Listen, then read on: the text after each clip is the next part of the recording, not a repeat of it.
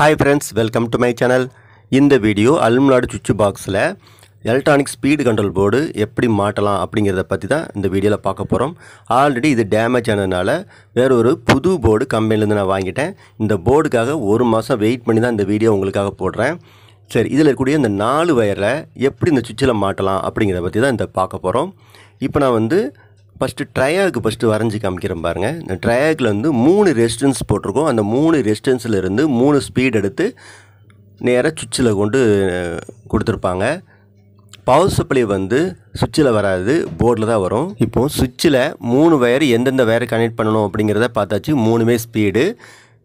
இப்போது 4வது வயரும் மிச்சம்.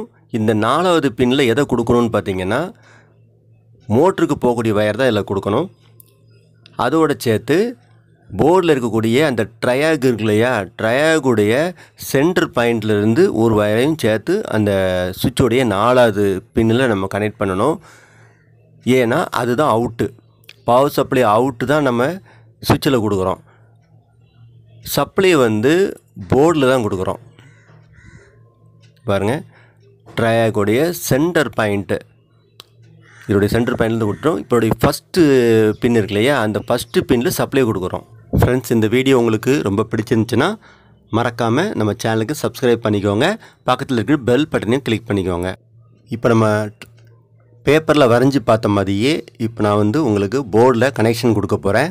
போர்டுடைய 4 வயர் இதில் இருக்கு இல்லையா, அந்த 4 வயரில் மொதல் வயர் பிளாக் வயரு, இதில் தான் மோட்டருக்கு போகக்கூடிய வயரு. இந்த வயரை அந்த சுவிட்சோடைய ஃபஸ்ட்டு பின்னில் நான் ஜாயின் பண்ணிடுறேன். அடுத்தது தேர்ட் ஸ்பீடு, அதுக்கடுத்து செகண்ட் ஸ்பீடு, அடுத்தது ஃபஸ்ட்டு ஸ்பீடு. அடுத்ததாக நம்ம கனெக்ட் பண்ண வேண்டியது மோட்டருக்கு போகக்கூடிய வயரு. இந்த வயருடைய கனெக்ஷன் சுவிட்சில் மாட்டுவோம். சுவிட்சில் எப்போவுமே நம்ம பவர் சப்ளை தானே கொடுப்போம். ஆனால் இதில் மோட்டருடைய அவுட்டு மாட்டுவோம். மோட்டருடைய அவுட்டு ட்ரையாகுடைய சென்டர் பாயிண்ட்லேருந்து அதோடைய ஒரு வயர் நேரடியாக சுவிட்சுக்கு போய் சேரும். இந்த பிளாக் கலர் வயர் இருக்கு இல்லையா, அதுதான் அந்த இது. அதோடு சேர்த்து தான் நம்ம மோட்டருக்கு போகக்கூடிய வயரும் கனெக்ட் பண்ணணும். அடுத்ததாக மெயின் பவர் சப்ளை, இதனுடைய வயரை எங்கே கனெக்ட் பண்ணணும்னு பார்த்தீங்கன்னா போர்டில் இருக்கக்கூடிய ட்ரையாகுடைய ஃபஸ்ட்டு பின்னில் தான் நம்ம கனெக்ட் பண்ணணும். அந்த ஃபஸ்ட்டு பின்லேருந்து கீழே ஒரு ட்ராக் வரும். ரெண்டுமே ஒரே சேம் தான், அதில் கனெக்ட் பண்ணணும். ஸ்க்ரீனில் அந்த ட்ராக் உங்களுக்கு தெரியலை, ஆனால் போர்டை நீங்கள் கையில் வச்சு பார்த்தீங்கன்னா அதில் ஒரு ட்ராக் இருக்கும். அந்த ட்ராக்கில் தான் நீங்கள் சால்ட்ரிங் பண்ணணும். இப்போ நம்ம 4 வயரும் கொடுத்தாச்சு. அவுட்புட்டை சுவிட்சில் கொடுத்தாச்சு, பவர் சப்ளை இன்புட்டை போர்டில் கொடுத்தாச்சு. இப்போது அந்த பழைய போர்டு டேமேஜ் ஆக காரணம் என்ன அப்படிங்கிறத பார்க்கலாம். இந்த போர்டில் இந்த ட்ரையாகும் இந்த டையாக்கும் கம்ப்ளைண்ட் ஆகிருக்கு. காரணம் மோட்டர் கம்ப்ளைண்ட் ஆனதுனால இந்த ரெண்டும் கம்ப்ளைண்ட் ஆகிருக்கு. மோட்ரு கம்ப்ளைண்ட் ஆச்சு அப்படின்னா கண்டிப்பாக இந்த போர்டு கம்ப்ளைண்ட் ஆகும். மோட்டரில் ஷார்ட் ஆகிட்டு அப்படின்னா இங்கே போர்டு ஷார்ட் ஆகிரும். அதே மாதிரி கெப்பாசிட்டர் வீக் ஆகிட்டு இழுக்க முடியாமல் ஃபேன் சுற்றுதுனாலும் இந்த போர்டு கம்ப்ளைண்ட் ஆக வாய்ப்பு இருக்குது. போர்டில் அந்த ட்ரையாக்கும் டயாக்கும் தான் கம்ப்ளைண்ட் ஆகும். அந்த ரெண்டையும் நீங்கள் சேர்ந்தாப்புல மாற்றிடுங்க. சரி, இப்போது இந்த டயாக்கு மிஸ்டேக் இருந்துச்சுன்னா என்ன பிரச்சனை ஆகும்னு பார்த்தீங்கன்னா ஃபேனு ரொம்ப ஸ்லோவாக ஓடும். அப்படிங்கிற போதும் நீங்கள் இந்த 2 சேர்த்தையை மாற்றி விடுறது நல்லது.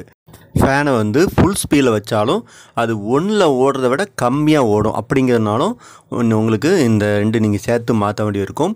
ஆனால் ட்ரையாக்கு வெடிச்சிருச்சு அப்படின்னா நீங்கள் கம்ப்ளைண்ட் என்ன பிரச்சனை இருக்கும் அப்படின்னா மோட்டர் ஷார்ட் ஆகிட்டுன்னு அர்த்தம். சரியா, மோட்டரு காயில் ஷார்ட் ஆகிட்டு அப்படின்னா இந்த ட்ரையாக்கு வெடிச்சிரும். ஆனால் ட்ரையாக்கு வெடிக்காமலேயே போர்டு ஒர்க் ஆகலை அப்படின்னா நீங்கள் கெப்பாசிட்டர் செக் பண்ணுறது நல்லது. கெப்பாசிட்டர் வீக் ஆச்சு அப்படின்னா போர்டு ஓவர்லோட் ஆகும். இழுக்க முடியாமல் ஃபேன் இழுக்கிறதுனால போர்டு ஓவர்லோட் ஆகும். அதனால் நீங்கள் மோட்டர் கெப்பாசிட்டரை மாற்றுறது நல்லது. ஃப்ரெண்ட்ஸ், நான் இந்த வீடியோவில் கொடுத்த தகவல் எல்லாம் ரொம்ப யூஸ்ஃபுல்லாக இருந்துச்சு அப்படின்னா நம்ம சேனலுக்கு சப்ஸ்கிரைப் பண்ணுங்கள். பக்கத்தில் இருக்கக்கூடிய பெல் பட்டனையும் கிளிக் பண்ணுங்கள். Thank you friends.